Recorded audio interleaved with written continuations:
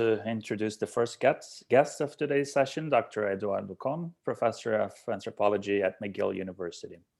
His life work is dedicated to developing the conceptual equipment to prepare us to live in this age of unprecedented anthropogenic climate change. This involves a fundamental rethinking of anthropology and the human so that we can learn to ecologize our ethics. His book, How Forests Think, won the 2014 Gregory Bateson Award for Best Book in Anthropology and is translated into 9 languages.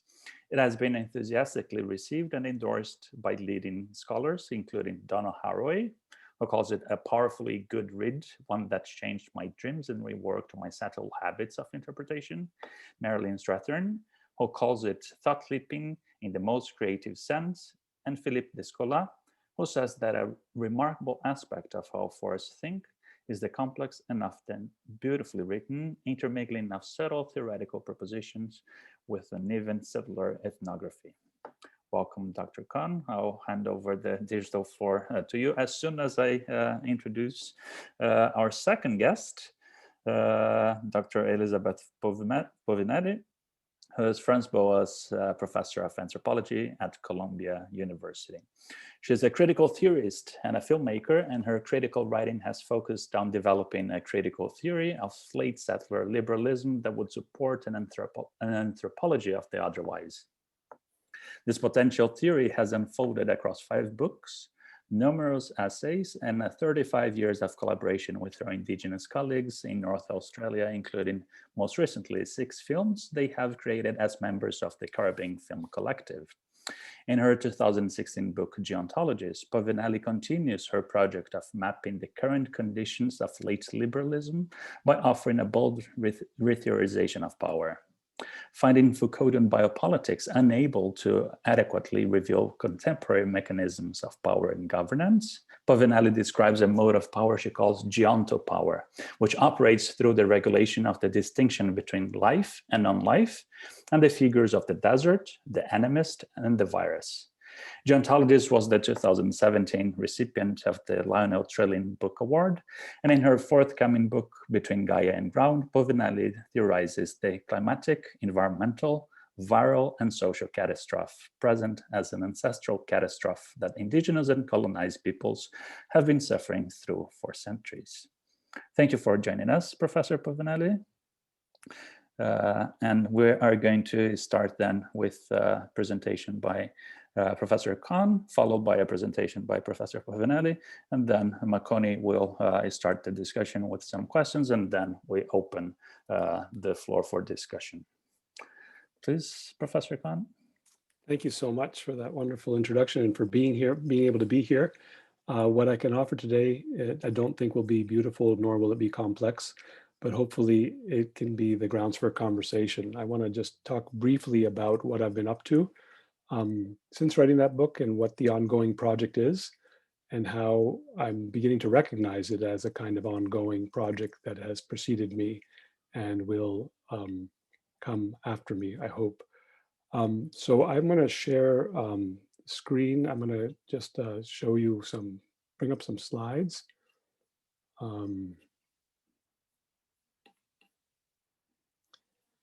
And I'm just going to speak, whoops, I'm going to get to the slideshows. I'm just going to speak briefly about a few things. As Raphael was saying, we're living in a planetary ecological crisis, ecological in the broad sense of the term. Some people say that humans have become a force of nature, and this is forcing us to rethink what it means to be human. And lately, I've been thinking it's forcing us to find guidance from a world we share with others, to find guidance from a world that we did not necessarily define or create. We live in a kind of fragmentation, that is, humans have become increasingly separate from the world that holds us. In some sense, this fragmentation is an ontological condition of being human, but it's also a modern condition, and it's a historical condition. As I discussed a lot in How Forests Think, being human means living within a particular way of talking about the world, about representing the world through language, that inherently has a tendency to separate us from the world. But that sort of separation has become increased historically. And I want to just briefly turn to the Caribbean as a site, a historical site where this happened as an illustration. The Caribbean islands that we know today were inhabited before the Spanish conquest by many indigenous peoples, among which were the Carib peoples, and the Arawak guides of the Spaniards, who were enemies of the Caribs, referred to these people as anthropophages, man-eaters, and that's where our word cannibal comes from. Cannibal is back in the 16th century. In the 16th century missionary sources, when you would talk about whether indigenous people in the Amazon were friend or foe or cannibals or not, they would say, are they Carib? Are they Carib? And Carib is cannibal. As we know, the Caribbean was in some ways the motor for the Industrial Revolution. It was providing the energy, the one of the pieces, sugar, for industrialization, and it did so through two twin forms of violence. One was enslavement of African population after the decimation of the indigenous population, and the other was the transformation of vast complex ecologies into the plantation. And I think an interesting figure for this is this plant, which you may know, you may even have it in your offices and houses. This is a Dieffenbachia. It's a native plant of the Caribbean. It's also known as dumb cane. It has, its stem has crystals in it that if you come in contact with it, they inject a toxic sap. And slave owners would force African slaves to bite into this, and they would literally become temporarily dumb, mute. They would not be able to speak. And I think this is an interesting, I mean, it's a terrible, I don't mean interesting in a kind of flippant way, but this is an important sign of disenchantment, of the moment where incantation goes from the world, where a certain kind of a voice is lost, where vital song goes out of the world. And it also, to me, is a reminder that the racial justice and climate or environmental or ecological justice are actually related. And so what I want to mainly talk about today is vital song. But I want to mention something else which is sort of interesting. The word cannibal, we all know in English, means to eat another human. The word cannibal means something different as an Amerindian concept. But there's another interesting meaning. To cannibalize, the verb in English no longer means to eat another human. It actually means to junk one machine for spare parts for use in another. And this word came into usage, according to the Oxford English Dictionary, around World War II. And for me, this is the culmination of this form of fragmentation, that we're not even eating people here. It's become machinic. So even the word cannibalism has even lost its own vital song. But I want to come back to the idea of cannibalism as a concept, as a more appropriate Amerindian concept. I want to take it back, not just as a kind of marker of savagery. I think it's a much deeper thing, and it's something that's still very much present in many ways of doing and thinking. The people, my allies, the people I work with, my Odkin, today think of the world, the word for world that they use is forest, Naku and Sapara and Sacha and Quechua. And that world called forest is made up entirely of beings, persons, who are persons like me and you, sentient, who think and communicate. And the metaphysical, the ethical challenge in living in that world called forest, as we should properly understand the world in which we also live, is to deal with these others that make us. Eating food is always eating another. And so every act of ingestion and relationship is a cannibalistic act. And others are always making us who we are. So a lot of what I've been, a lot of my form of thinking about this has come from my ongoing work in the Amazon.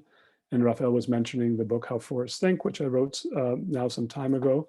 And that was a traditional ethnographic work in the sense that I was a pretty much a lone ethnographer doing traditional work in the sense that I was just learning and not doing much else than learning. And I laid out a sustained argument there for an ontological claim that forests think.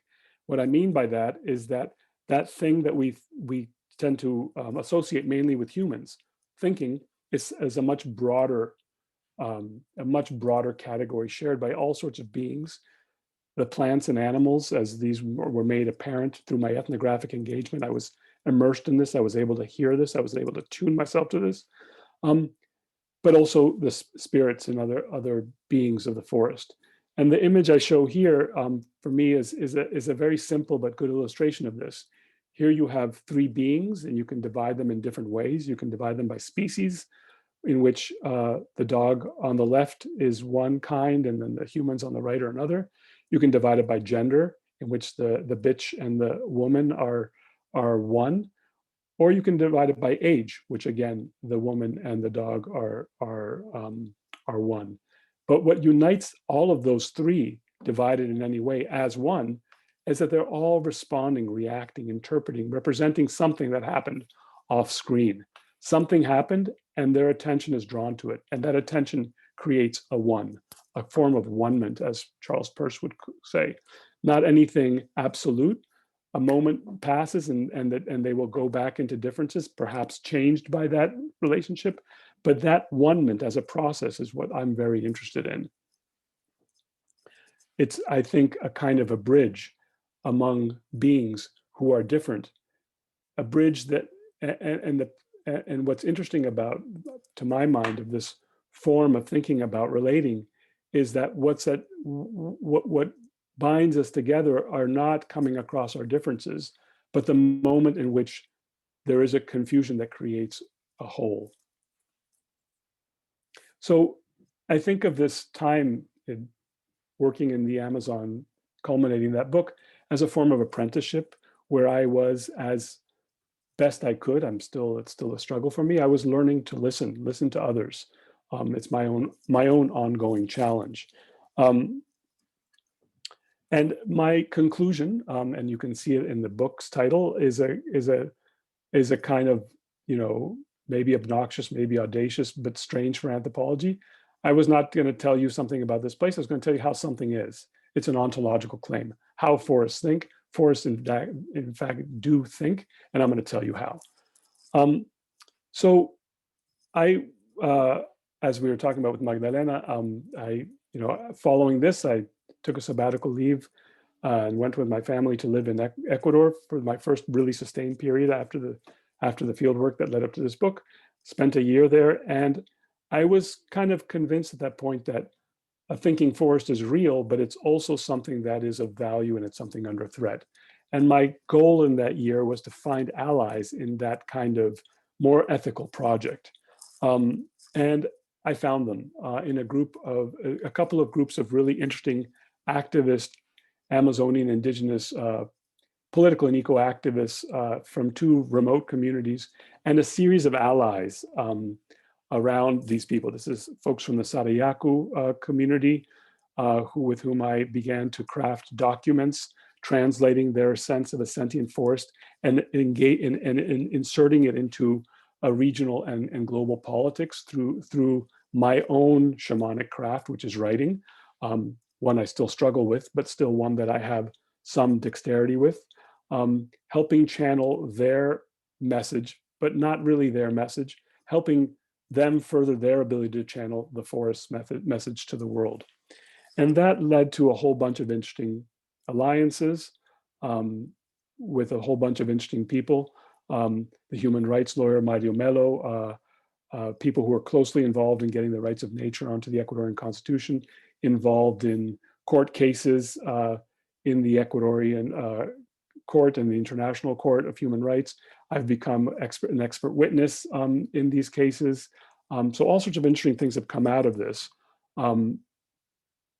Alberto Acosta, one of the people who laid out the groundwork for that fascinating document, the 2008 Ecuadorian Constitution, that recognizes the rights of nature, that brings indigenous languages, and recognizes indigenous languages, plurinationality, gestures towards dissolving borders, all sorts of interesting things that don't really hit the ground exactly, but are interesting nonetheless. And it also took me into a really interesting relationship with the Zapata Nation.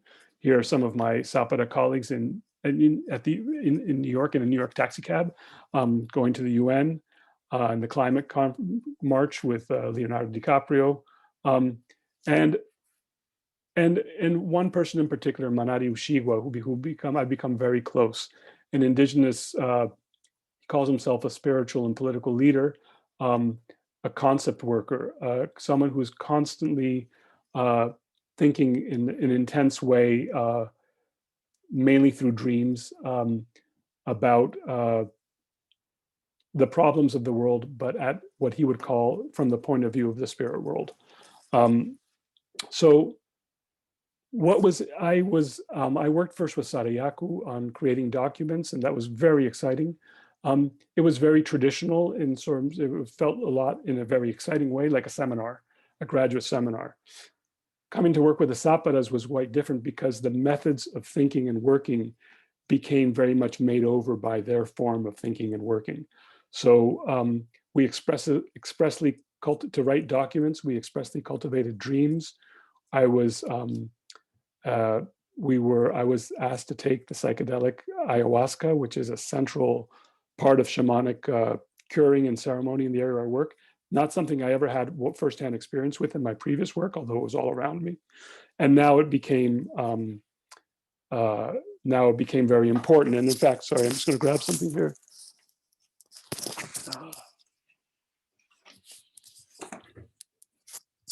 It became very clear to me that when I spoke about a thinking forest, what I really meant was a psychedelic forest, a forest that manifests mind, psyche deluan. Here you can see the cover of this. Just came out a few days ago in Ecuador, the Spanish version of the book with a dialogic preface with Manari and I. And the artwork is by Paula Barragan, a wonderful Ecuadorian artist. And what I like about this is that for me, it really demonstrates psychedelia, anthropophagy. Here's the human being consumed by a fish. We've been working on a lot of things and dealing with very practical things, a vision of what education would look like in this community, a form of education which draws its power and insight from the spirit world, where in the spirit world, as Manari says, we give birth to gods, and those gods are concepts, and it's up to us to make them real through politics in the material world. So we've been developing a kind of pedagogy through this, and we're about to, the community is about to launch this document, and we've sorry, I'm just but what was interesting about the relationship with Manari is that it not as although this may seem like jumping into the most exotic otherness for a US-based anthropologist, Manari always insists that in order to understand how the forest can guide us, the way he says it is to listen to and tell the story of the forest. He stopped me short and said, in order to do that, you need to first understand who I am, and how that I'm talking in the first person here, is part of an emergent we that includes the Zapata and us and the forest as well. So a lot of my work has to do with looking in the past to find possible the possible paths by which we are oddkin. This reminds me a little bit about, and I hope we can hear about this, of Beth's latest book, Inheritance, in which I think there may be some sort of similar move. So, you know, ayahuasca is a very interesting experience. It's completely breaks down everything you thought. Language falls apart, bodies come apart. It's very transformational and fragmentary in that way, but it's also very conceptual. I think I mentioned this once in a text to Beth, but you know, some of the trips involve deep conversations with others, including Beth. We've had, she might not know this, but we've had very interesting conversations in these.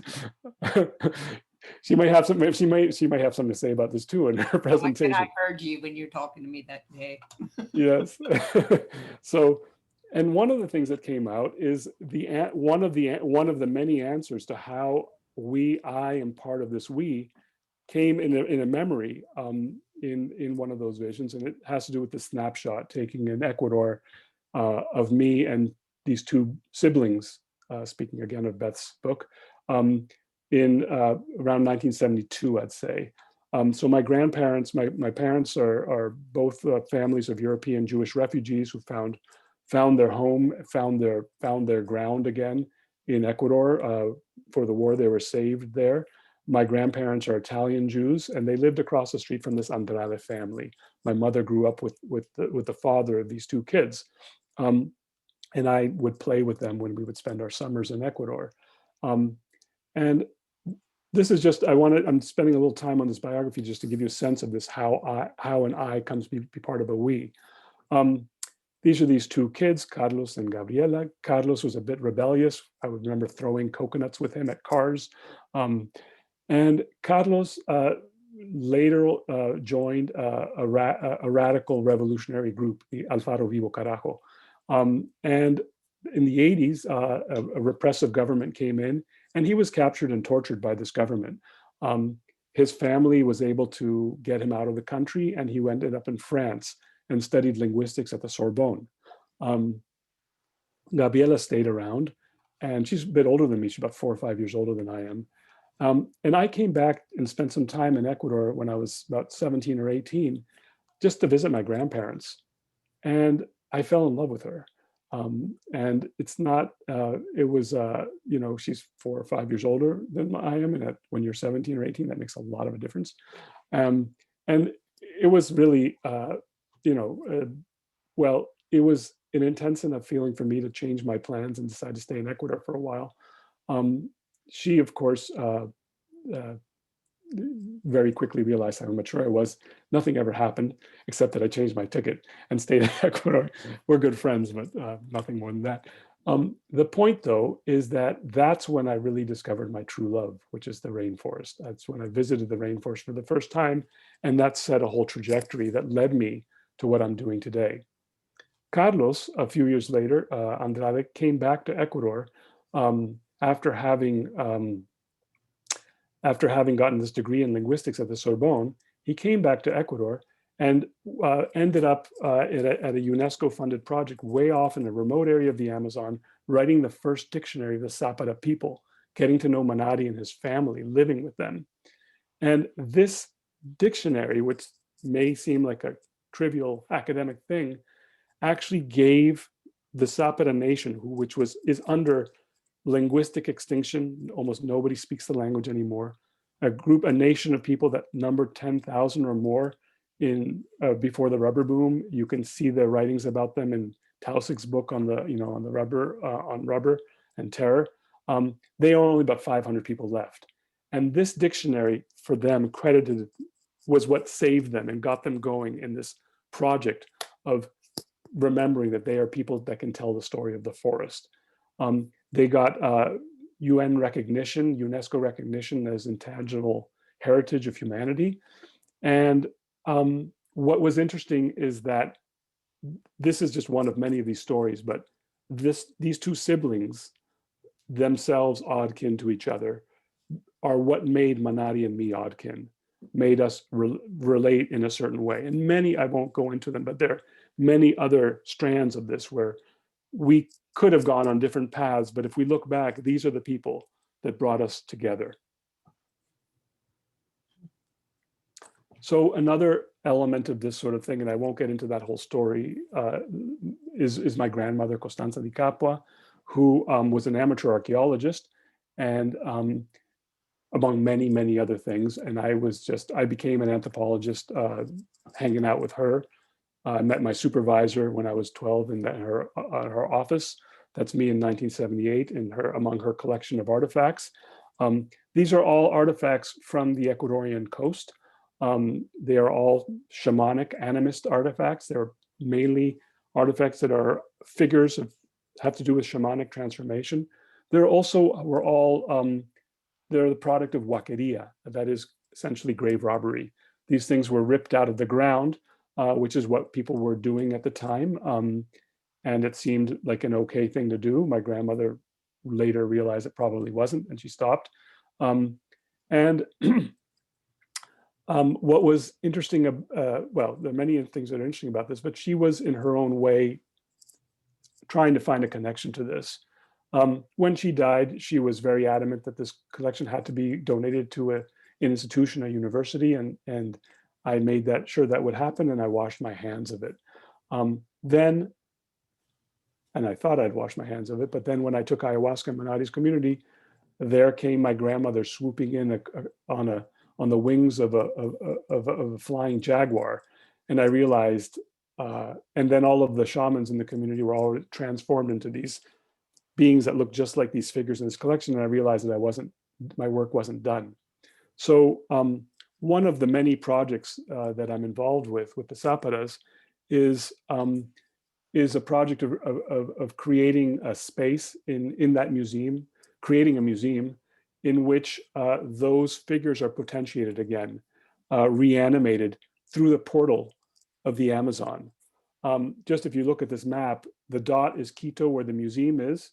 On the coast is where those shamanic figures are from. The coast was hit hard by the conquest. Peoples were decimated. There's nobody who claims heritage to those pieces anymore, to those figures. Forests, many of them were tropical, rich, Amazon-like forests, were deforested. And so the idea of this project was to take the figures, many of them were sound instruments, and take them to the Amazon to reanimate them and then bring them back. And the idea here is that there was a kind of anachronism. These things were ripped out of the past, they were being brought back in, and there's all sorts of spirit tension of how that, as Manati narrates, they're asking, why are you bringing us, what do you want, what are you trying to do? There's a whole bunch of negotiation. And the idea is that anachronism, that kind of ripping out and putting back in, is not unlike the anachronism of what some call the Anthropocene, the moment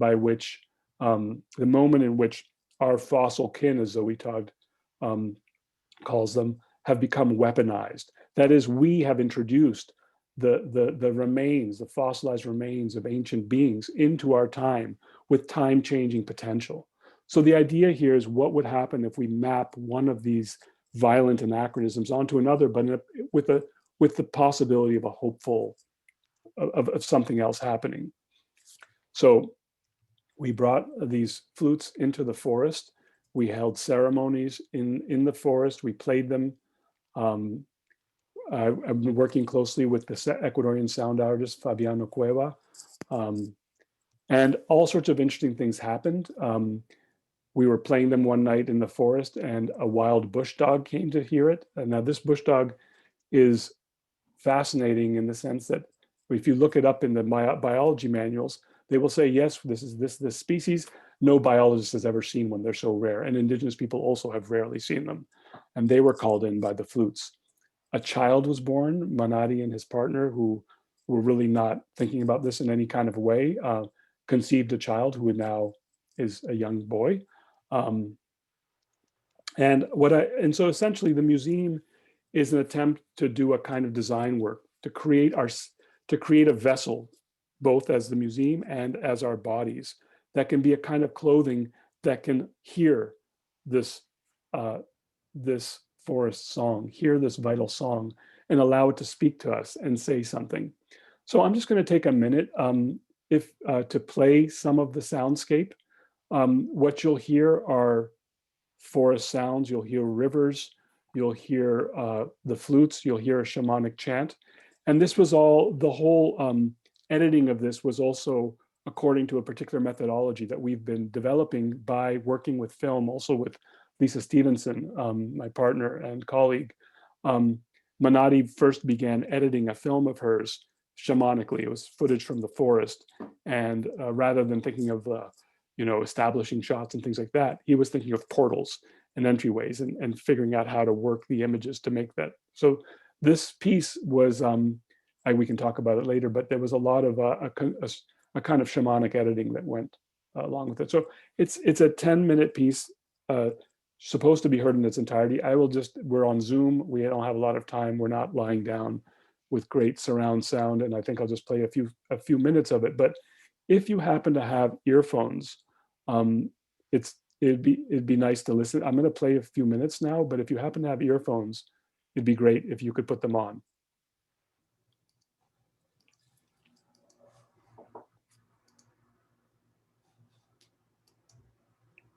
Okay, I'll just wait for Sinafri to come back, and I'll play that. I won't interrupt the thing, but if for some reason someone can't hear, there's a technical problem, tell me, like unmute yourself and tell me, and we'll fix it. But I won't ask you, is it working?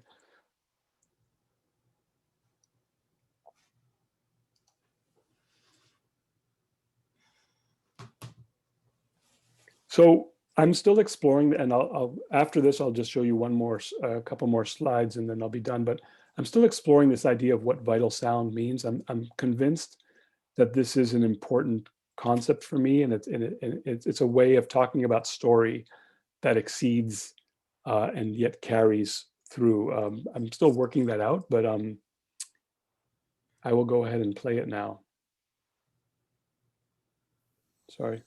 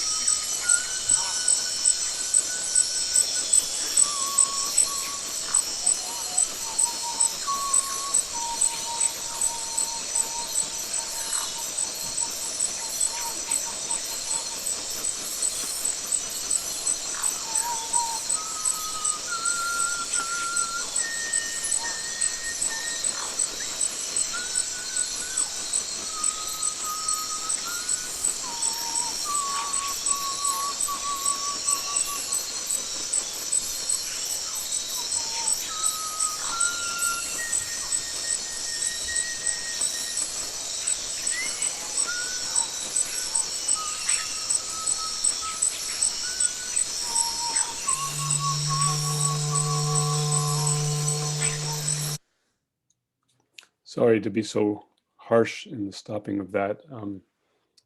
So that Manati and the community and I, we work on many different projects. But one of the lines of this is continuing this exploration of vital song. And one of the areas in which is super exciting, and we're even doing it now with Zoom, is we are working on something with a bunch of musicians. Lisa Lim, a Chinese Australian composer who has composer of many ensemble and symphonic pieces, but including a symphonic piece called How Forests Think, which was inspired by my book. And she and I and many and several other contemporary musicians were part of a course at Banff this summer, past summer, and we've been working together along with Manati to create to explore the score of a score of experimental composer Pauline Oliveros. So it's Lisa Lim, Claire Chase, the flutist Claire Chase, Manati, and Fabiano Cueva, who's not in this picture. And so we're continuing this exploration. The score is a fascinating thing. It's a set of instructions for learning first to attend to yourself in an a-relational way, even a-relational to your own identity, then to attend to others in a fully relational way, and then to attend to something else that is larger than that and not just about relations. It's fascinating how to work through this through bodies, through sound, and it's one of the ways in which we're cultivating this idea of vital sound. And I think I'll leave it at that. Thank you.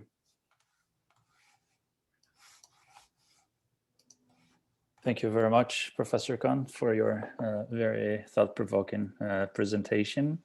Having read and discussed your book in this forum, like Sinfer said, a couple of years ago when this forum had around 10 members, and now having the opportunity to see how you've continued to develop your work since then, it's been a real privilege. And an even greater privilege is to have your presence and that of Elizabeth Povinelli, who's the author of many books, one of which we also discussed a couple of years ago, Geontologies, in this group. So when I say I'm thrilled to have you, I really mean it, especially the two of you in the same session. So before we ask questions and comment on Kohn's presentations, I'll move on then to pass the digital floor to Professor Povinelli. Thank you. Eduardo, thank you. That was, where are you? There you are. That was great. Thank you. Really, I always love listening to what you're doing because there's so much overlap and so much difference at the same time. I'm going to try, because I think we go to 10:45, and I want to make sure that we have time for some discussion. So I'm going to try and keep it relatively brief, if that's okay. So just a couple framing statements. Where I've spent my life working in Australia, we have no medicine, right? So Indigenous Australia didn't use various plants or other substances as a portal to another space or a space with us, but differently accessible. Sometimes we think about the way in which pain provided us a space. But instead, the relationship people have to the more than human world is considered to be right in front of one's eyes, if you know how to see it. And I'll talk about that in a second. But I think that's itself is really interesting and something to bear in mind. The question about how various people access relations with the more than human world, or even the human world in its multiple forms. The second thing to, I think, as a framing a statement is that I first went to Australia not knowing what an anthropologist was. I mean, my little brother was a primatologist, and I'd kind of heard him say anthropology. So I thought that's what anthropology was. I went to Australia just out of college with a degree in philosophy, but it's also important to know that I went to St. John's in Santa Fe, New Mexico, which is a great books program, which means that you don't choose your philosophy. You just go in, and it's an ideological capture in the understanding that the West has unfolded Geist since the Greeks, and it was situated. So you start with the Greeks and you end up with the great German, whatever you want to call it, depression, that is Hegel and Kant and Hegel and all those. But it was situated in Santa Fe, where a intense and important struggle between Hispanic, Native American, and settler residents was ongoing and continued to play out. So I went to Australia, with that as a background, and with another background that is the background of my Povinelli family, which is from a little village in what is now the Italian Alps, but was when my grandfather and my father's parents came over in the turn of the century, 20th century, was in the Austrian-Hungarian Empire. So we were raised as Povinellis, knowing that we had a clan, that we were a clan of Povinellis, that we came from a subnational place that was the site of the intersection of incredible violence, national and empire violence, and that was what was originally a form of governance in this village area, Corzolo. So it was in the Alps. It was little huts and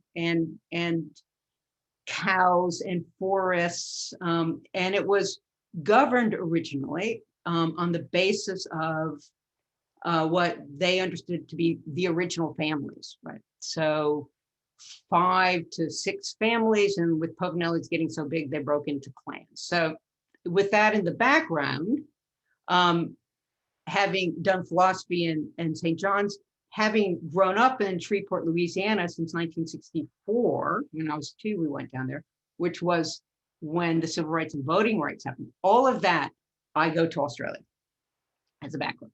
So the racialization, the struggles over desegregation and white supremacy in the South, the struggle over settler colonialism in New Mexico, where I went to college, and this pressing narrative in my Povinelli family about coming from a village in which clans were your identity, and your identity to a place that was subnational and yet was the site of frontier violence. So all of that goes to Australia. So it's not surprising that perhaps that I've never been interested in, and still am not interested in, establishing a new ontology of being. Like, I'm not interested.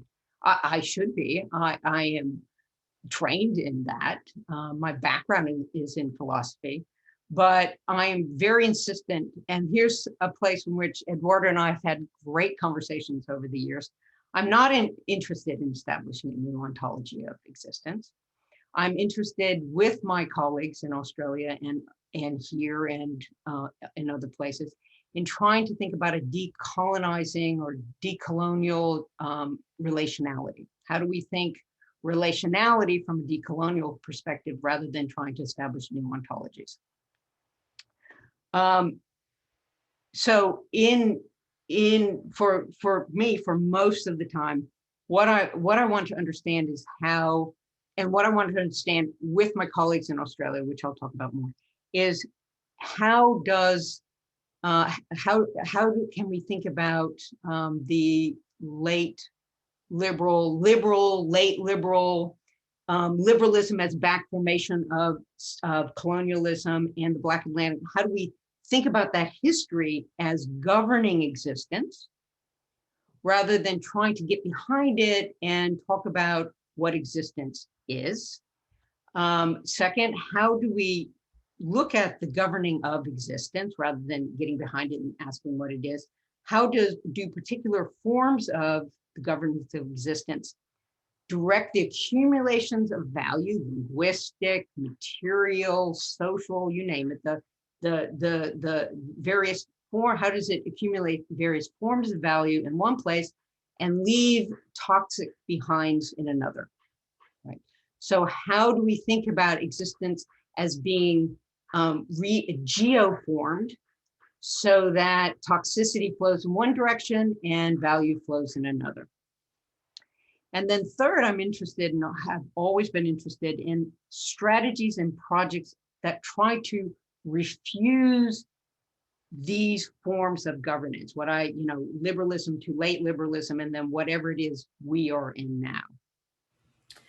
So one of the projects that, I've been involved in for a very long time, since 2007, I went to Australia, I should say, in 1984 with this background with, the clans and the South and the Southwest, settler colonial struggles, the great books and ontology argument, racial white supremacy and Black refusals, and then this clan business. So I go to Australia in 1984 with that in the background. And I meet a group of people in a community called Belluin who had been and were still trying and continue to struggle against a particular form in which their existence is governed. And that settler form, I called first late liberalism. And over a series of books, maybe, most recently culminating with Geontologies, we together have tried to think about what is this form of power? What is this form of power that claims to be describing existence, that claims to be able to abstract what existence is from the histories by which the knowledge of existence was made, right? So the histories make the way we know how to know. And what I did in Geontologies was to say that this division of life and non-life, and then the separations of forms of life from, cell to bacteria up, and then with a hierarchy of forms of human life, right? With the West as, historically leading the unfolding of civilization. I look at that and I say the division between these forms of life and non-life, between biology and geology, and then within biology between the emergence of life, speciations, and human history. I look at that as a mode of governing others that is saturated with racism and that's saturated with the history of the Black Atlantic and colonialism.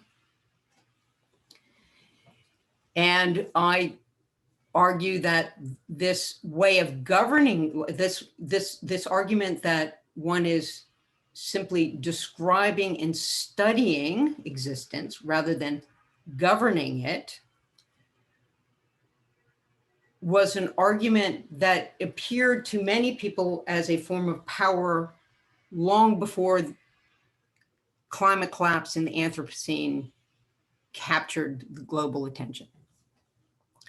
That is, if you were Indigenous in Australia, if you were my colleagues in Australia from Belluin or now in Kaurabing, this way of dividing existence, non-life and life, geology and biology, and within biology, dividing between cellular to the most, advanced form of life, and then within that, the advanced form of civilization, was always about the extraction of value from some worlds for others, and the leaving behind of toxicity for those with those from whom you had extracted your value, if you see what I mean. And so we have always been interested and have always been engaged in practices that try to refuse this way of thinking about existence.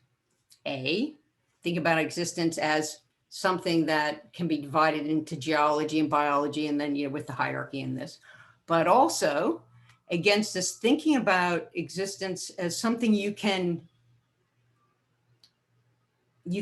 extract out of history, right? You can talk about being or what existence is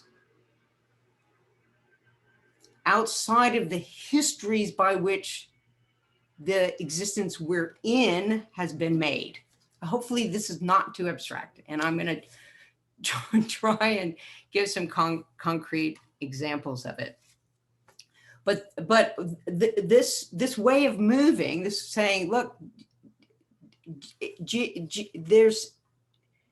there's something we have to understand as Geonto power, a governing of existence in this way that makes capitalism, extractive capitalism, possible, that is the condition of the contemporary problem with climate, and we could say the contemporary problem with environmental degradation, toxicity. Okay, so that's what I did. The couple of books coming out this year, one of which has come out.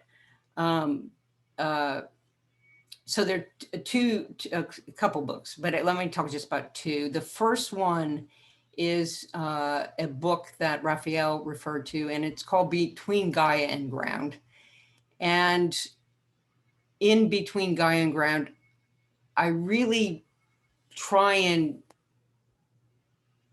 address straight on the question of how we begin our analysis of existence. And I do so by saying that in a large part of critical theory now, there are 4 axioms, and I talk about axioms. There are 4 axioms I say we all kind of subscribe to. And I say none of these 4 axioms should surprise anyone. As a matter of fact, people who read them or hear me list them should say, yeah, we already know this, Beth, because that's why they're axiomatic, right? So the 4 axioms I talk about, and I say I'm interested in these 4 axioms, but more importantly, I'm interested in their syntax. I'm interested in the way we order them, and how in ordering them in their syntactic relation to each other, we are, and don't worry, I hear the we are ending up supporting the very structures of power we are seeking to undermine. So let me tell you the 4 axioms really quickly. Axiom 1, existence is entangled. Axiom 2, depending on where you are in the entanglement, your power to affect that entanglement versus being affected by it is differential. So there's differential power to affect and be affected by the entanglement depending on where you are, right? If you're Black, brown, queer, indigenous, the way in which this entanglement extracts life and value from you and places the toxicity of the system in you is different than if you're a white, upper middle class person in the US. Okay. Axiom 3, that the political event has multiplied and collapsed, meaning that the Western idea of, the revolutionary event that changes the system, that performative notion of the political event has multiplied. So we know a lot about quasi-events, small events, et cetera, the way and we say that comes from this entanglement. But it also has collapsed because we're interested in intensifications without events. So the way in which the intense hum of power works to destabilize and harm those who are oppressed by systems of late liberalism or late colonial liberalism and white supremacy. And the fourth axiom is that the history of colonialism in the Black Atlantic is, that Western epistemologies and ontologies are a back formation of the history of colonialism in the Black Atlantic. And what I say is, in the book, what I say is, listen to the syntax and also listen whenever anyone starts with the revelation that ontology, that existence is entangled, right? Often in critical theory, you hear existence is entangled and you're like, and that seems to have a politics embedded in it. But what the book tries to show across chapters is that there's no politics in an ontological claim. And as a matter of fact, I, who am brewed in philosophy, couldn't give a damn about whether existence is entangled or not. If you ask me, I would say, yeah, I'm predisposed to think that existence is entangled. The point is that axiom 4, that is, these epistemologies and ontologies of the West are back formations of the way in which worlds became entangled in the colonial and the Black Atlantic, not only does all the work of axiom 1, but it does something else that's crucial. It installs a politics of relationality and differential relationality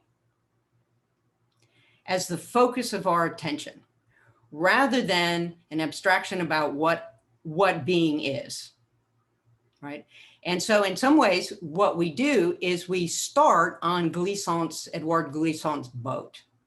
And the boat in the Atlantic, and you can start in many places. In the boat, you can start on the shores of Arawak country, but you start, let's say, in Glissant's boat, in which Glissant talks about 4 abysses opening. And that these 4 abysses create relation. Now, we all aren't in the same position in that relation, right? And the point for Glissant, I would say, is not that everyone empathize with people in the whole of the boat, but rather to understand how their existence emerges from the different relation they have to that boat. And here we can think about Christine Sharp and others. But we can also go back and think about Vine Deloria, who in God is Red described 2 broad kinds of revelation that relates to the question of relation rather than ontology, i.e. Vine Deloria Jr. in God is Red says, there are 2 kinds, if you want to talk about 2 kinds of things, there are 2 kinds of revelation. One we can associate with and he doesn't use this word, but arrow-like nomadism, and here I'm using Glissant, of Christian settlers. That is, revelation in which someone descends from an abstraction, whispers in your ear a truth about everything in the whole world that then you have to go get everyone to know, i.e. you have to act as a colonizing force of truth of all time and all existence. And Deloria says there's another kind of revelation that characterizes my Native American experience, and that's a revelation that comes out of a place in order to tell you and explain to you how you're related in a different way to that place, right? It's a revelation of relationality, the extent to which you don't know. So you have to be open to your neighbors and say, how are you related? This is how we're related, right? It is not colonizing. It does not come up with a theory of ontology that is true everywhere, anywhere. It's in it, and in a politics of critical indigeneity in the Black Atlantic, it says, how did they fuck you over, and what kinds of possibilities emerge in your world? Say, think Paul Gilroy and transhumanism, versus how they fucked us over and how we continue to insist on an otherwise within our world, which for someone like Kim Tolbert or Zoe Todd or Glenn Coulthard is a deepening of a sense of relationality, and what Eduardo is talking about vis-a-vis Haraway, what many people might consider oddkin, but they don't. But someone like Zoe Todd, how can I be related to oil, right? If that is really in my relations. So hopefully you kind of start to see how, in this broad sense, the questions, the stakes, even if just very quickly, the stakes between beginning with ontology versus beginning with the histories that placed us in relation differentially, and thus affects the possibilities of struggle and power. Okay, so I just want to show a couple of little, if I think I have time, because I was going to go for, can I have 5 minutes? I think so, yes, just go for 5 minutes. Okay, I'm going to share a little screen, just show you a few little elements. Where's this here? From, say, the Cottabing, and we can talk about Cottabing Film Collective a little more, but the way in which Cottabing tries to foreground the relationality in which they are in, which doesn't separate out the forms of materiality that came into relation in this long ongoing history of settler colonialism, but tries to figure out how to maintain relations that try and turn the material coextensiveness toward maintaining their ancestral lands and their relations with ancestral beings. So this is simply an installation we did in Brisbane at the Institute of Modern Art that sets the stage for saying we are all in all the Cottabing, the humans and the more than human worlds, Cottabing and their ancestral totems are in the same present. We're all in this extractive, this relation with extractive capitalism, especially in Australia. And oops, wait, oh, no, this slide here is, as well, I want to do it. This is also part of the IMA our exhibit, and you see one screen of the double channel mermaids and mirror worlds. And mermaid, well, I won't tell you, but in the circle, what I want to show you is that circle of bottles, those chemical bottles, and then you can see beyond where the two women are sitting here. These represent star dreaming, Chimère Dulk, and this represents, that's right, this is sun dreaming, Chimère Dulk, and this is star dreaming, Penajiba Dulk. And the star dreaming is a place in Cottabing country, just off the coast of Bamiak. It's a huge circular reef that you can see when the tide has gone out. And what Cottabing are doing here is saying, even in a post-apocalyptic world in which the environment is now composed of nothing but toxins, the power of ancestral beings will arrange that material in the form it wants. Now, we might not be here in our form, but it'll arrange it in their form. And this is an earlier version that the young kids did of a whole set of their totems, in which they're making the same argument, that although the materiality of existence is already composed of garbage, the totemic presence has a force that can shape it according to its designs. And we don't have time. I want to make sure that I end in time. So what I'm going to do, having said all of that, is I'm going to end with a little 4-minute clip from Mermaids, or Aiden in Wonderland, to also just, I just want to give a sense of the way in which Kottebing insists that one start any discussion of the nature of their human and more than human relations in the actual world in which these exist, a world that includes settler colonialism and extractive capitalism, and a world in which these can't be artificially abstracted out. So that if you're going to be thinking about what existence is, you have to start in this world. And this is the very end. The film goes like this. It's somewhat in the future. White people can't go out anymore. They've so created such toxins, they can't go out, or they just get sores and explode. Indigenous people still can.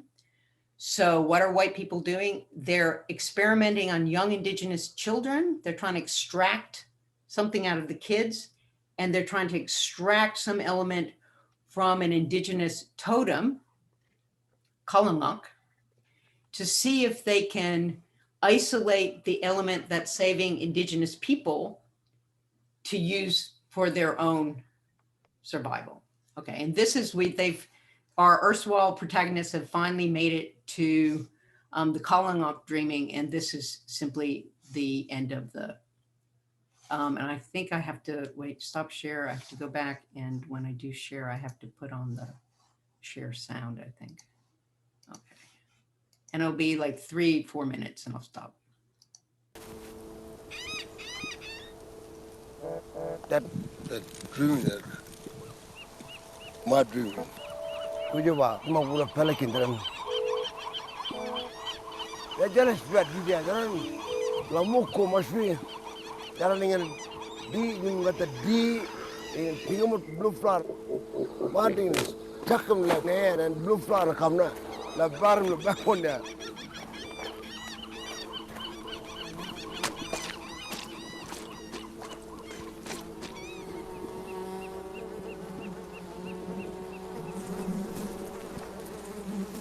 Still there, that thing, the creek side.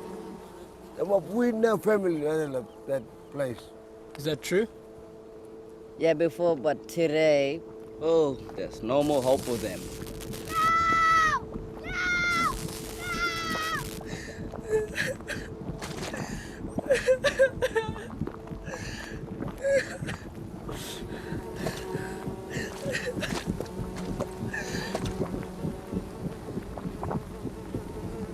Why is everybody stopping them?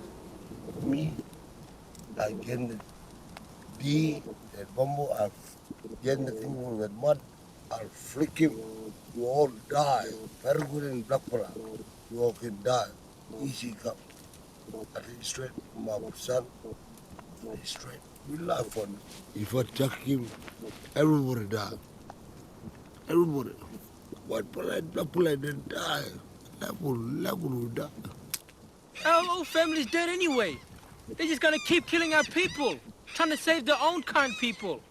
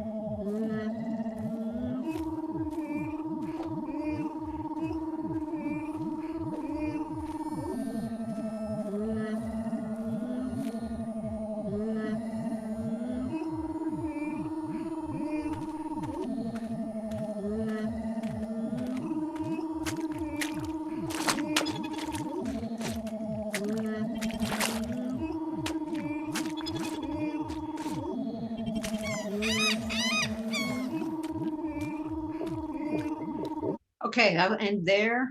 It's close to the end of the film, and I'll leave it there. Thank you. Thank you so much, Professor Povinelli. Marconi, are you going to start now the conversation? Yes. Yeah, let me start. Thank you very much, Eduardo and Beth. What I'm going to try and do is to try and ask you to help me clarify a couple of issues concerning the areas where your research trajectories overlap and where there might be significant differences. And then I will then try and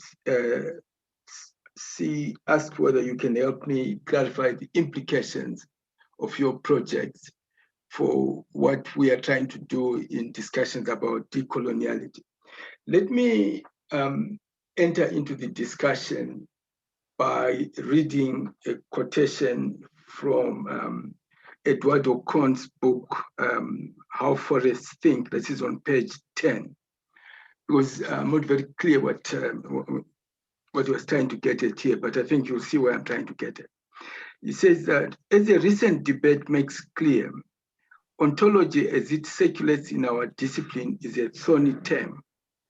On the other hand, it is negatively associated with a search for ultimate truths, the kinds that the ethnographic documentation of so many different ways of doing and seeing is so good at debunking. On the other hand, it sometimes seems to function as nothing more than a trendy word for culture, especially when a possessive pronoun precedes it, our ontology, say, versus their ontology. Then keep that in mind. Then when I shift to Beth's recent book, Gaia and the Ground, she asks, what kind of questions become unavoidable when we begin with history rather than ontology? So I want to throw these two questions to both of you. Where does ontology fit in, Eduardo, into your work? Where does ontology fit into Beth's work? If, for example, Eduardo, you were to start with history rather than ontology, as Beth suggests, how would your project look different? Beth, you want to start? Should I start? In some ways, Eduardo, I crashed your, You crashed what? Oh. I did. So I'd rather, I'm not sure. I'm not sure what. I think this is a relational form here. I don't think there's any form here that was predetermined. I mean, maybe I guess I could jump in, but just jump in. It's just a conversation. I think I think one. It's complicated. I mean, this ontology thing is super thorny, and I mean, I'm really, I think clearly the question of laying out what an ontology is a situated project. Yes. That is, just going to the world where the Amazon, no one will ask, does a spirit exist? That's a very situated question, and it has to do with questions of belief that are modern. And the question of laying out, this is like this, is the situated thing. And I own that. I think that was necessary and is necessary, and for reasons that I'm going to lay out. My current project is not ontological in this sense. My current project is ethical. That is, I'm interested in cultivating a form, cultivating some sort of form of being out of, and this is it. I think there's a certain interesting potential parallel with what Beth is saying. For somebody like Manati, that is already present in us. It's about potentiating something that is there. That is the whole thing of how finding in who we are, this we, it's there. But I think that said, you can't escape the ontology question. That is, what Beth laid out in the axioms is an ontology. To say that the world is relational, yes, or historical, and history first, that is an ontology. The things that get, and that is a very greedy ontology, or like maybe it's a colonial one, and that's what colonization is. It takes over. There are an ontological claim here I will make. There are things that impact us, or entities or things that are not relational, that involve fragmentation, that involve what Peirce would call firstness. And those are things that, I guess it's true that different parts of the world in different ways allow that, but the fragmentation of psychedelics, the fragmentation allows me to tap into some of that. So I think the ontological question is a complicated one, but when I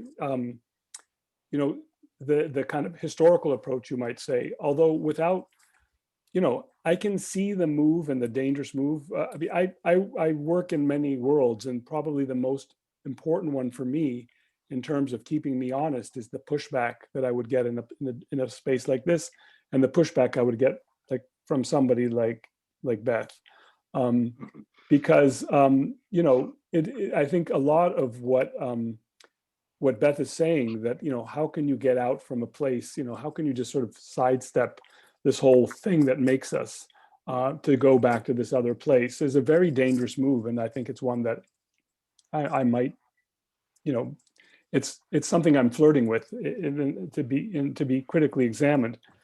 But that said, there is an ontology to those four axioms, and that ontology is deeply embedded with language. Well, yeah, so let me jump on there. Okay. Let me just, they're not an ontology. I'm not saying history is. In many ways, what you and I really share is, well, we share a deep engagement with American pragmatism, although how we share it is also really interesting and sometimes different. So for instance, the testing element of pragmatism interests me. That is the probative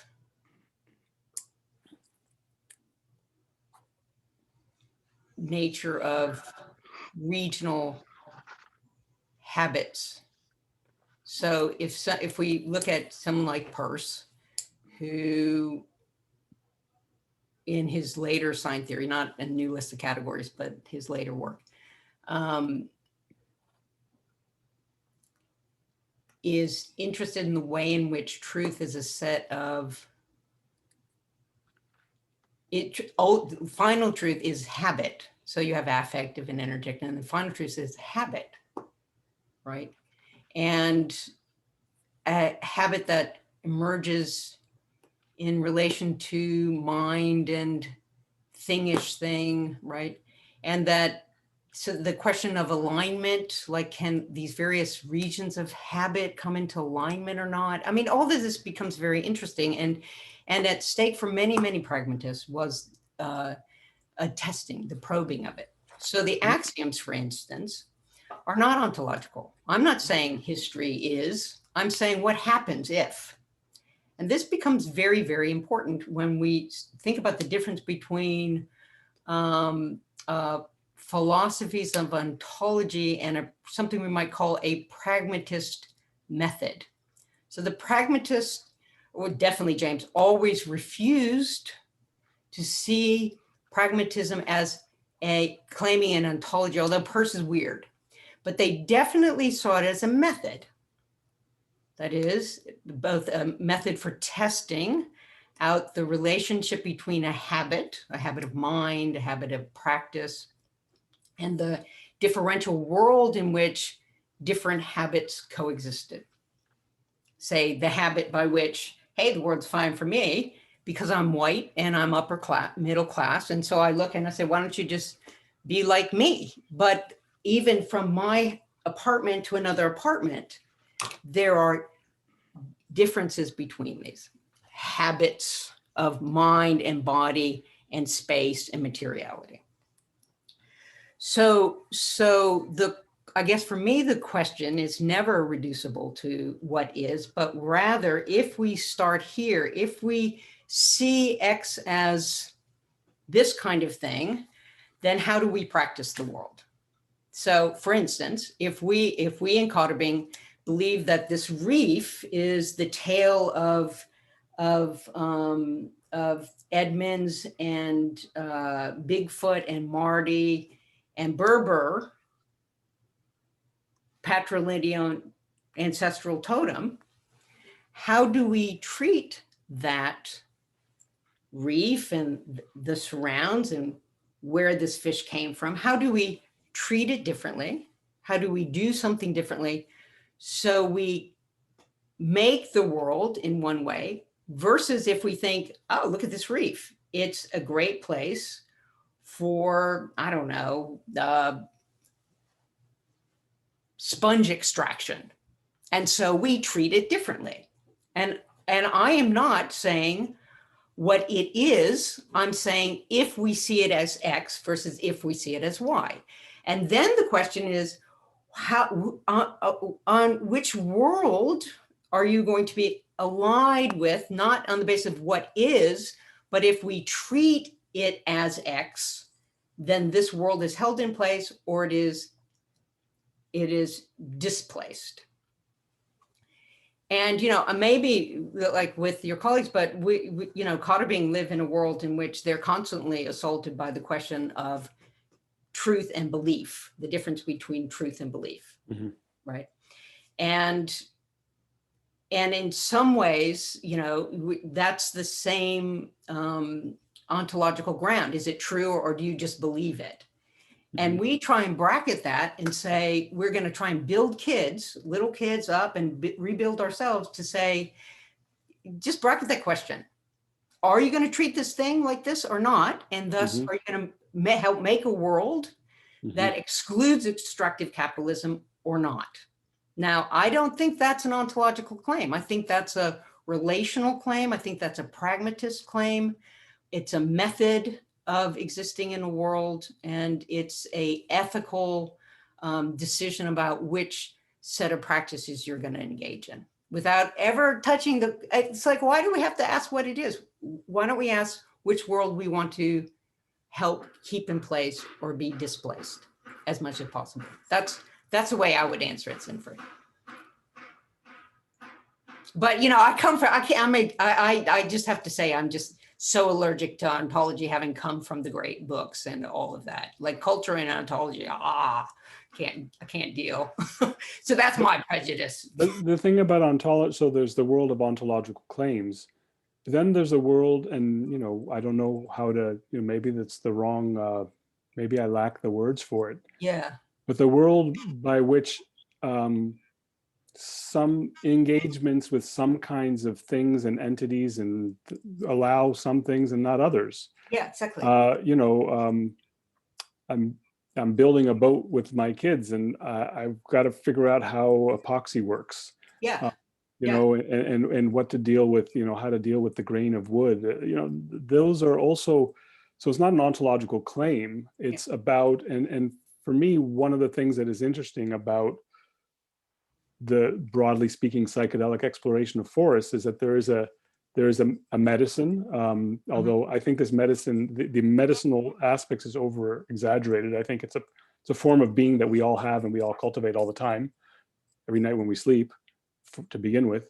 But there's a way in which certain kinds of habits that hold us, relations, break down such that other things that we need not name or need not take an ontological stance towards come in. That, for me, I sometimes use the word ontology for that. Not that I really don't want to get hung up on this, because I don't really, you know, but I use the word, I'm trying to speak to those things that sometimes fall out of sometimes they are made by habits we can't recognize. Sometimes they break all habits. The habit that holds me as a body, the habit of colonialism. Many habits can break at times and let something else in. And not to say that we can step away from those things, because they will reform, and, you know, the ethical practice is allow a kind of reformation anew that is honest to these things. Yeah. Yeah, I agree with all that. And other than I mean, I love, everyone should know Eduardo and I have been yakking for many, many years. You know, I guess I would just hesitate, because I hesitate on behalf of those for whom I've learned a lot from. We're always hesitate when we say we all have. We just do, we do. And we do because the older generation in Cotter being the older generation that indigenous generation I know and work alongside, were raised by a group, including me, raised by a group of people who had a very particular ethics about what the practice they practiced, the method by which they related to each other in the more than human world, the geological formation, the winds and everything, and their relations, but little further, right? So they divide saltwater and freshwater and desert people. And even when you go inland into freshwater, their saltwater, go inland to freshwater, people do things a little differently. You know, we say same, different. And like, people judge it. They think, sometimes we think it's funny, like, oh my goodness, look what they do. That's ridiculous, you know. But that's how they do it, right? That's what dreams are to them. That's the practice by which they enter in relation to their water holes or their sands or their trees that aren't ours, right? And that might seem like degrees of small difference, right? But there's a respect and an ethics to allow that difference exist and continue and hold its own in some ways, so that we could see like what relations in a bigger way, because they're not all flattened out already, if you see what I mean. And so everything you're saying, I think, is right. And it also, allowing that little bit of difference helps us, I think, break our own habits. Sometimes we start having it's a revelation in Deloria's sense. It's like, oh, which is not intended to flatten, but to so I just tend always to go, well, I don't know what we all have, what we all do. I don't know. Well, I think I wouldn't have. In that sense, I come back to Peirce, and you know, the thing about this sort of probic form of thinking is it's a form of fallibilism, but for Peirce, and I think that this also is, you know, we tend to. I think we tend early to Peirce, later Peirce. I think there's one Peirce. There's many iterations of one. And that also speaks to what I'm going to say here, because I think that it comes around, it keeps coming around, and it grows and evolves as it comes around. So there is one Peirce. There is only one Peirce. I'm making that ontological claim, and yet it breaks up, right? It constantly breaks up.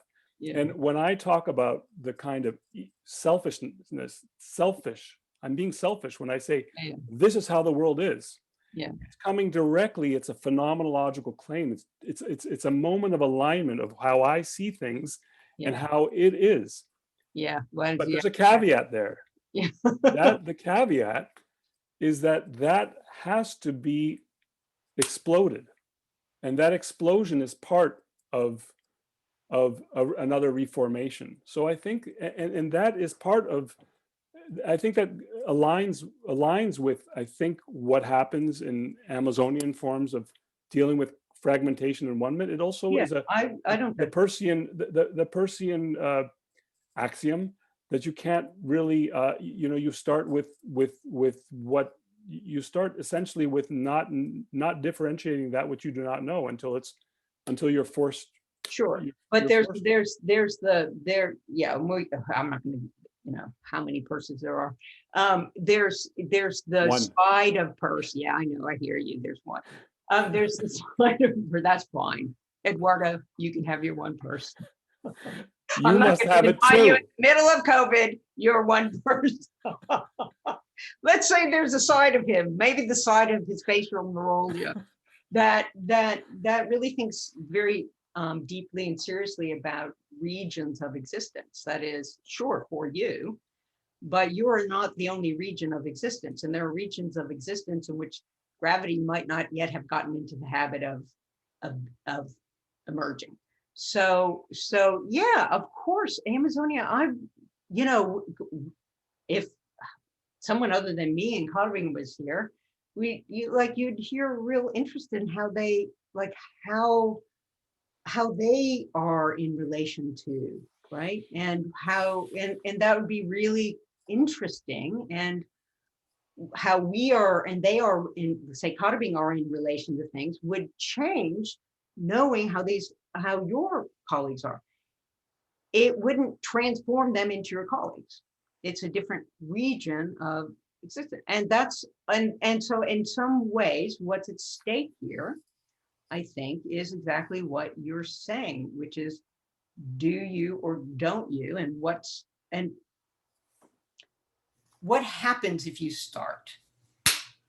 This is what is, and then it gets exploded, right? And it's like, wow, no, never going to start there, because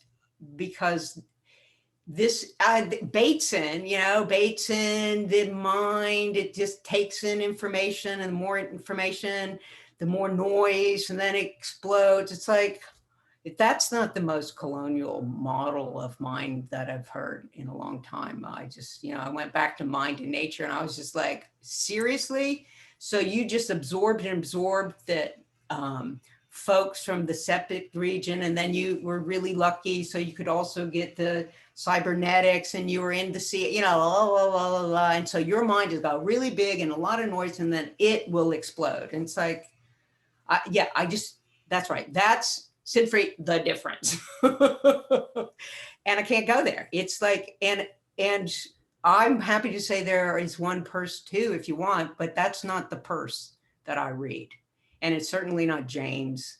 It's not a regional understanding. It's a one world understanding, in which the one world is smooth, homogeneous, one, and thus can allow for an ontology, a revelation that applies to everything, everyone, all the time. And our function is just to go out and tell everyone, if they don't obey, to make them obey. And it's like, nah, that's not a world I want to help bring into being and keep in place. And there you get my method rather than my theory.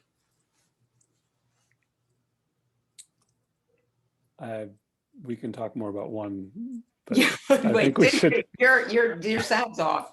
My sound's off? Yeah. No, you and I are fine. You're okay, walking yes. away, yeah. I think, Let's Rafael, move. do you want to open up to the audience, or do you want me to ask the last question? Yeah, you We've go ahead got a with lot your of questions. You go ahead with your last question, and then I'll do the very difficult job of selecting one or two questions from Sorry, you guys. 10 or more. No, it's been incredible. Yes. Let me start off with Eduardo, then I'll move on to, I just want to focus on you first, Eduardo. Then I'll move on. I will be short and brief. Yeah, but you're short and brief. I'll yes. say one word about it. Okay.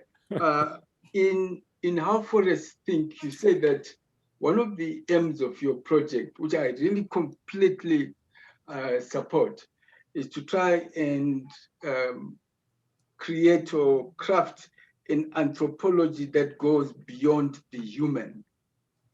When you look back now, do you think you have succeeded?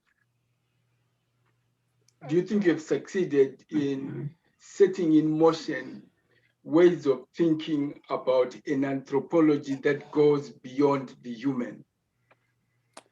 I mean, in terms of the field of anthropology, I certainly. Yeah, first of all, in terms, yes, just generally, what has been the what have been the reactions to your efforts to move beyond the human in anthropology? I think, I mean, to be just brutally honest, I think that I think, you know, the book is a success. If you look at the reviews, nobody ever criticizes it. People who do criticize it are very polite and don't say it to my face. And I very rarely get like the substantive engagement with it. So I don't really know. I mean, it's taken up a lot in the, especially in the art and design world. I was doing something last night with musicians. Seems to have a kind of life in that kind of place. So I don't really know what's happening in my own field. But anthropology beyond the human, I mean, I think you know, this is something it's a provocation. You know, Beth and many others would say there is no beyond. No, I'll never say that. Well, Beth would say you can never say what Beth is saying.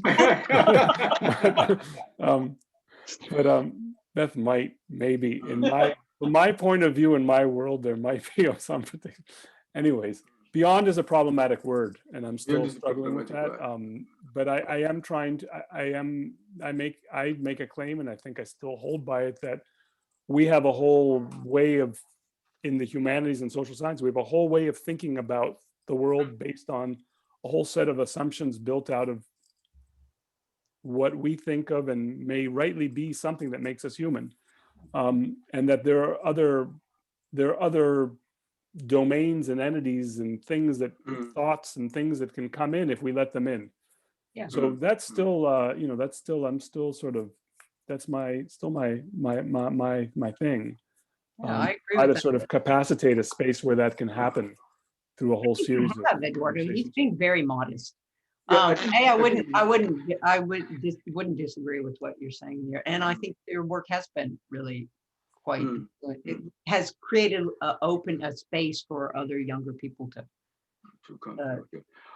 I think that you are right that beyond is problematic, but not in the sense that you are suggesting.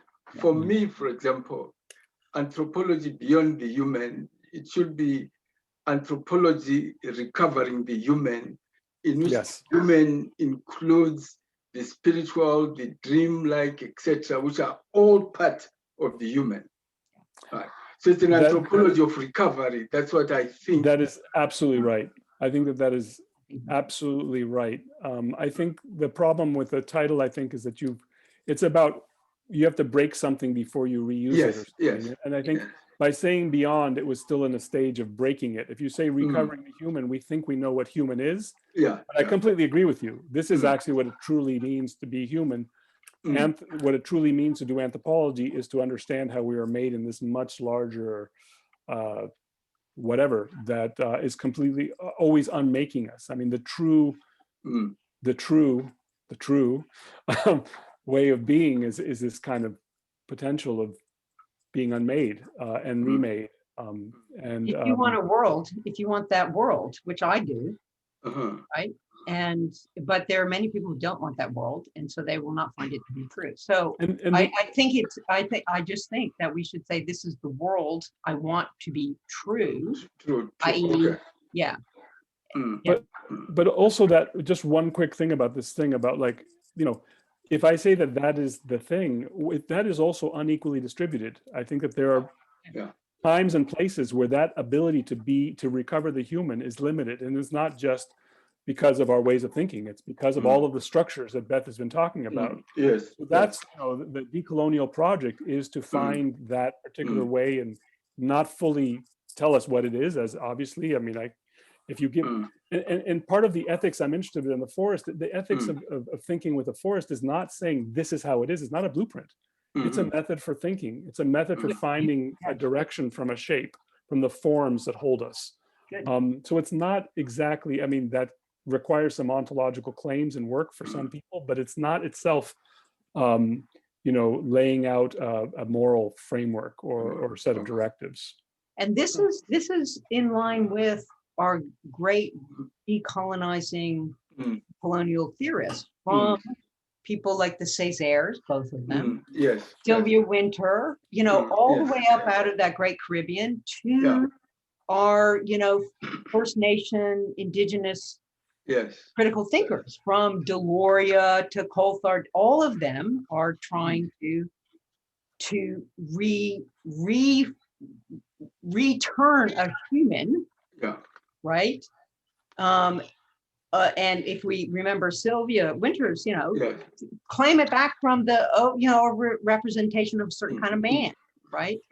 And this is also Gilroy. It's like Gilroy going after Haraway, because he wants to make a transhumanism out of these various spaces that won't be that humanism. Okay. Yeah. That then is my last question to you, Beth. Then I'll give over to Raphael. In your book, you talk about Frantz Fanon, and you talk about the impact of his theory of violence on how you understand some of the concepts that you are working with. Can you elaborate a little bit on that? Where Frantz Fanon's thinking fits in your own intellectual architecture of thinking. Yeah. So I was just teaching him. That's amazing. I knew that. That's why I asked that.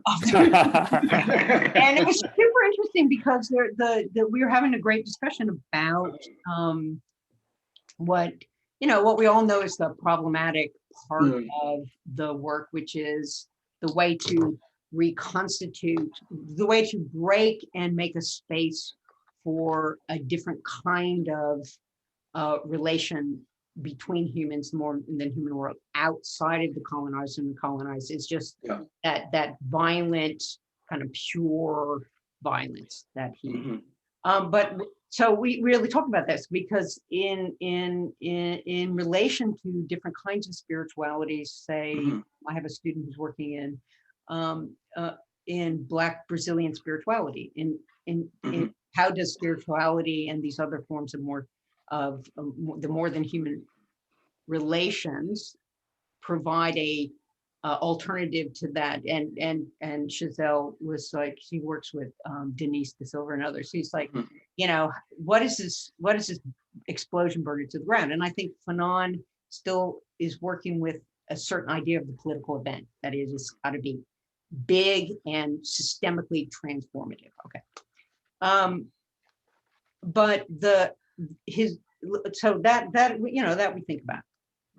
But I also think, like, with him, about why is one kind of violence suddenly violent, right? Suddenly, oh, well, you're being violent, when the entire and here I'm thinking concerning violence, Wretched of the Earth, but also Black Skin, White Mask, in which, the ordinary everyday violence of aggressivity is played out. And I think he's a great thinker of the modalities of violence that characterize these worlds, and thus keep a possibility of this otherwise from happening.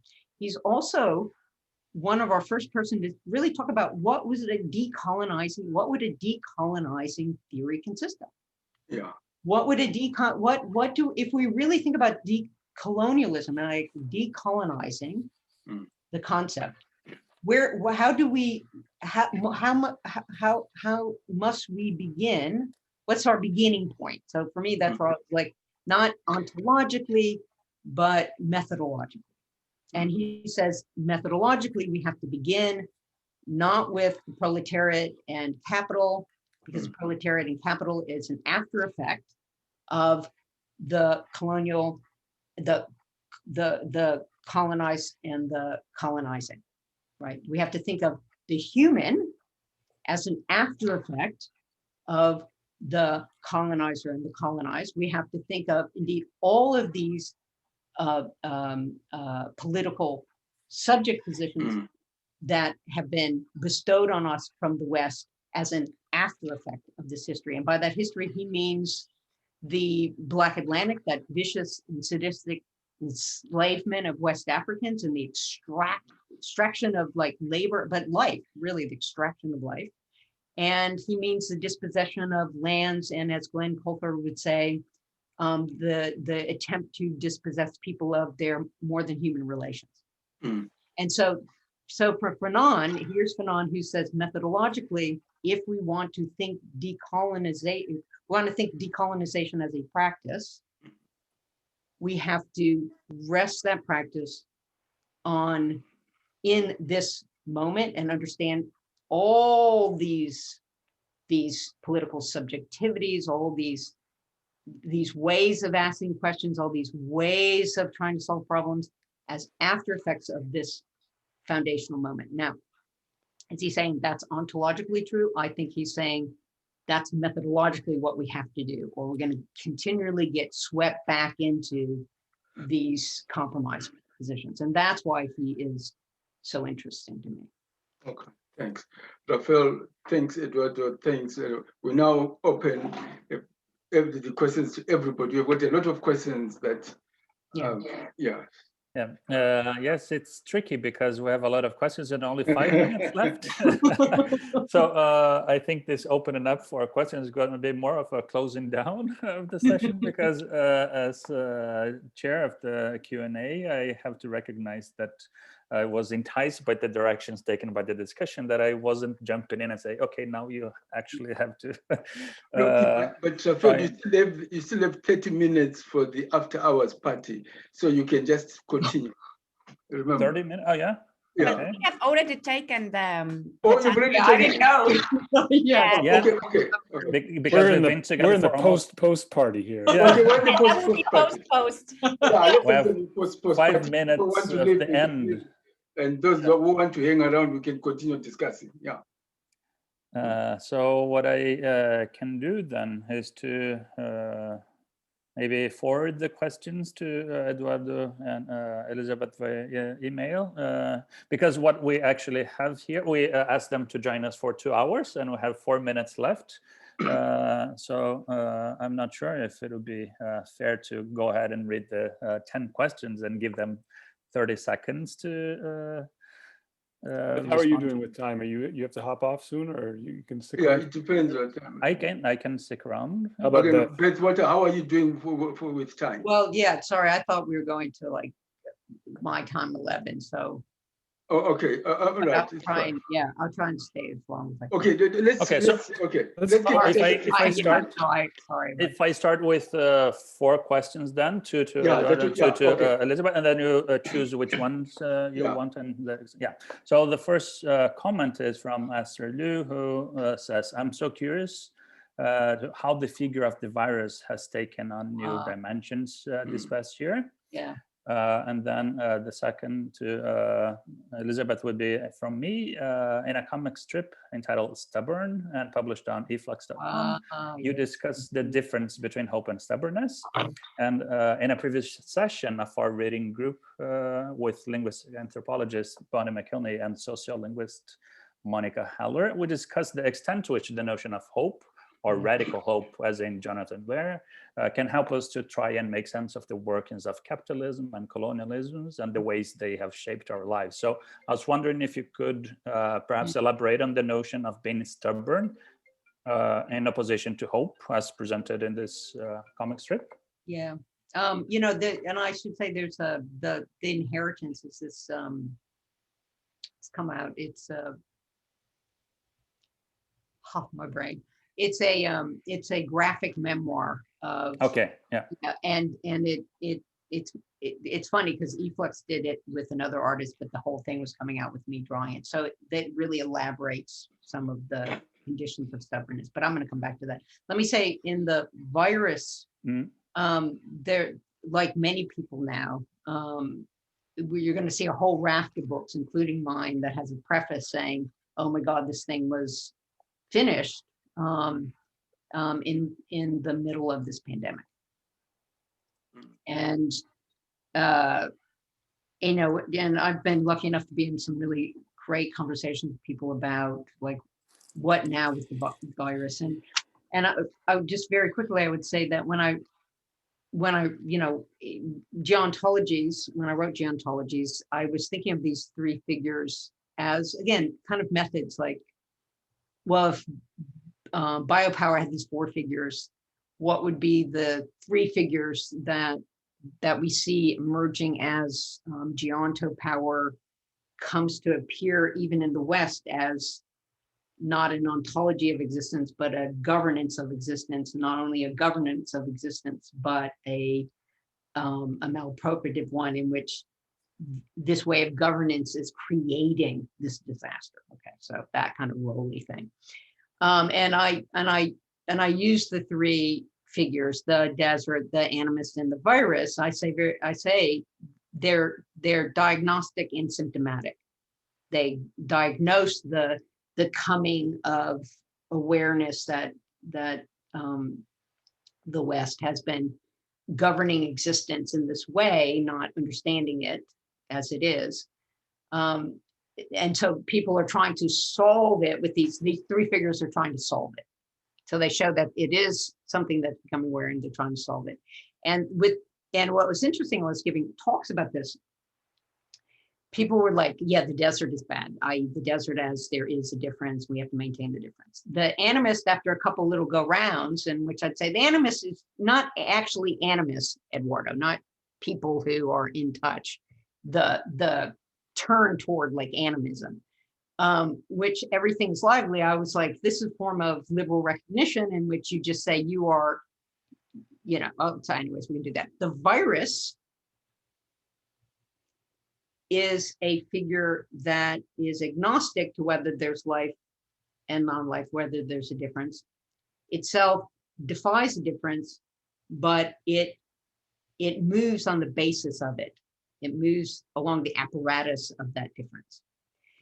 And what was interesting when I was talking about geontologies hither skither, people were like, yeah, bad desert, bad, well, not bad animists, but bad like refiguring the animus as that which will save the West. But everyone wanted to be the virus. Well, the virus is really radical, cool. All the cool kids want to be the virus. And I was like, you don't want to be the virus. Like Kata being our virus. They're treated like a virus. And if you're treated like a virus, you don't want to be the virus. If you're in this vicinity, you try and get rid of it. So with COVID, what we see a couple of things. One is that's right. And two, we see the way in which the virus is also diagnostic of the difference between thinking climate collapse as a veneer, as coming, and climate collapse as cumulative of the histories of racism and settler colonialism, right? So the culminations, the material culminations in bodies and neighborhoods that are showing the differential effects of this virus on different Black and brown indigenous bodies versus, white, is the way in which we see, and again, for me, it's like these four axioms, whether we start thinking this crisis is on the horizon coming toward us, or we understand it as the cumulative effects of this long history. In terms of stubbornness, I would just say that, this came up because, I wrote Economies of Abandonment and went on a screed against the liberal nature of hope, and anthropology is the hope machine that we're supposed to use others to give hope or something. And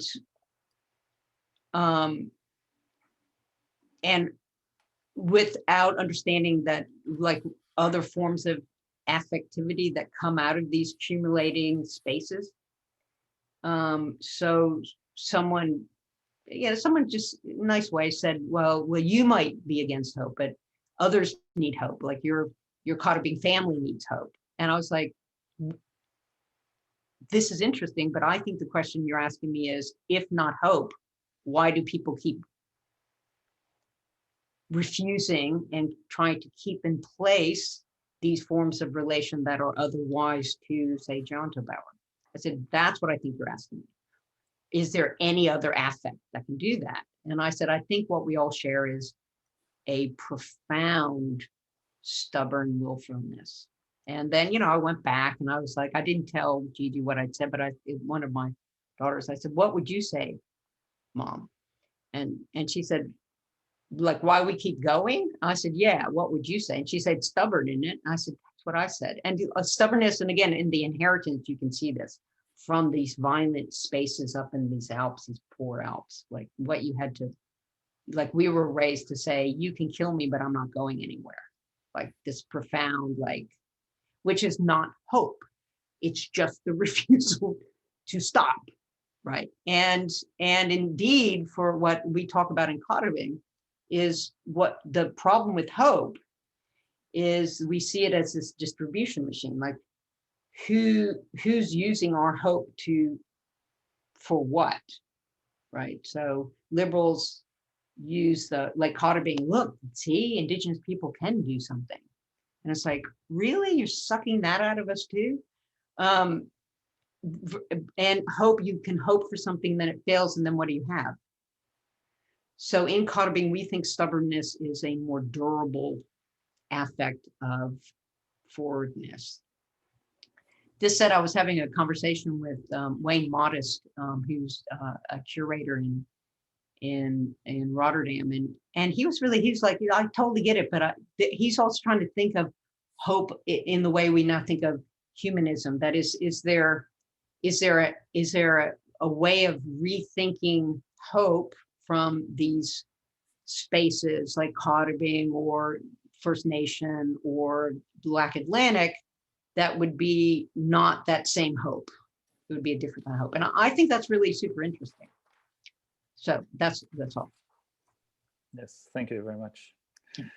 And now to a couple of questions to Eduardo then. The first one from Sangeeta. Thanks for your intriguing talk. Could you elaborate on the methodological work? I think you said you were developing on the shamanic soundscapes. Were the soundtracks assembled from recordings in the forest? So this is our set of questions. And then I'll include another one coming from Attila, who asks, in what ways the souls, thoughts, energies of trees, regularity and singularity of ecological voices from the forest can help the design of actions, social movements, educational practices to rethink and manage collective actions to reduce the destruction of cultures and the environment in the Amazon? Okay. So the methods, it was, Manati is a part of a research team I'm on, and he's spent some time in Montreal, and I have a friend, Philippe Leonard, an experimental filmmaker here in Montreal, who happened to be in the tar sands region of Fort McMurray to make a film when there was the huge forest fire. And he made a film of this, and it really impacted me. And I felt in my ontological mode that this film was really getting at the spirit forces of the destruction. So that is, if you in this mode of seeing things from the spirit point of view, you could see the spirit of the destruction. You could see the spirit of the forest suffering. And I was like, wow, ontology, cool. I got to share this with Manati. So along with Lisa Stevenson, who is an anthropologist and also an ethnographic filmmaker, we had a workshop here, and I invited Manati to the screening and to discuss this film. And I said, first of all, I said, we can't just, throw him into a world of experimental film. We've got to do something first. So we took an earlier version of this soundtrack, and we had some footage that Lisa had made of rainforest. And we started putting those together to present that first. Then we were followed by this other more fantastic film called Athabasca by Philippe Leonard. You might know him, Beth. He's also has some connections with Columbia Anthropology. Yeah. Anyway, so we start working on, we show Manati the soundscape and the footage, and that's where he starts saying, wait a second, that footage, look, there's the portal. You got to put that portal. It's a waterfall. The portal has to go in here. That has to come first. And then that night after editing that, he entered into the portal, and there we were, and he told us what the beings of the portal told us. So that became, the image work that he was doing was part of the editing. Okay, fast forward to this screening. We show this film. Me and my ontological greediness was like, that's cool, it's so ontological. And Manati said, that's a terrible film. He didn't say it was a terrible film, he's very polite. He said, when I saw this film, I felt my head flying off this way, my arm going that way, my leg going this other way, I was completely unmade, and I was fragmented, and I could no longer be the one that would allow us to, to find some sort of a way. And that it wasn't that it was a bad film, it was a badly curated. We had to not put it at the end. It was a disruption coming in the wrong place. And so that, that has been sort of, one of the ways, and one of the many kinds of methodological insights and things. In fact, I later got very inspired by an essay by Peirce on the kinds of philosophies. For Peirce, there's three kind of elements, branches of philosophy. There's phenomenology, your experience of the world around you without saying what it is, which he calls phenomenology.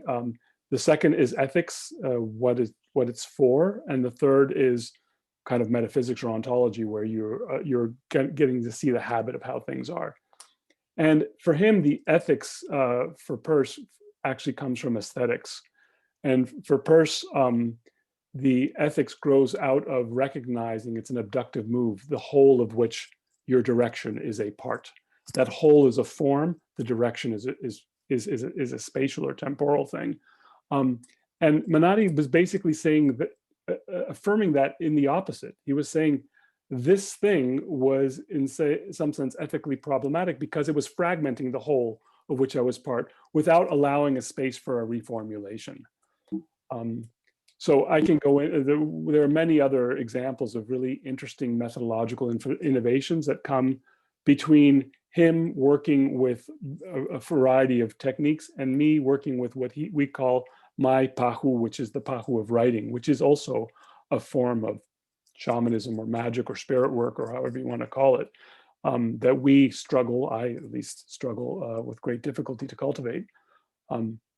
So I don't want to hog up the airwaves here. So I don't know that, I didn't quite get the last question. Can you just summarize that? Yeah, go. Was that for you, Beth? No, it was for you, Eduardo. Yeah, can you just, Rafael, can you just summarize that last question? I didn't fully understand it. Yes, so Attila was interested in knowing the ways in which the souls, thoughts, and energies of the forest can help us envisage of ways to reduce the destruction of cultures and the environment in the Amazon. Well, I mean, it's interesting that the kinds of political forms that are taking shape in some of these places of the Amazon are something that you can think of as a kind of a spirit politics, that they are actually informed by and related to it by this. So you can see the ways in which in the Inter-American Court of Human Rights, shamans discuss what spirits are saying, and there are forms of action taken that are by attuning oneself to this. So it's in some sense, for many Amazonians, that arena is where things happen, and working things right there is the ways to work things right on the ground. Or, I mean, I'm using that spatial. That's a simple way of saying things because the dream world is always co-present as a potential in the everyday world. But just understand things, and sometimes they narrate it that way. So the question is how much, the claim that they make is that that's a really important way of doing things, and we should all be doing things that way, that these problems can be both diagnosed and worked on and understood at that level, at that domain. And for them, that's the domain of spirit, but it's also the domain of theory. It's a domain of concept work. It's a domain of the gods. And that's where some things work out, but they have to be realized and actualized. Interesting. Yes, thank you. Very much. Kim, why don't you just round up, thank everybody, let us know what session is coming in next week. But I must thank Eduardo and Beth for a very interesting and exciting session. So let's thank them first. Let's thank, okay. Yeah, Kim.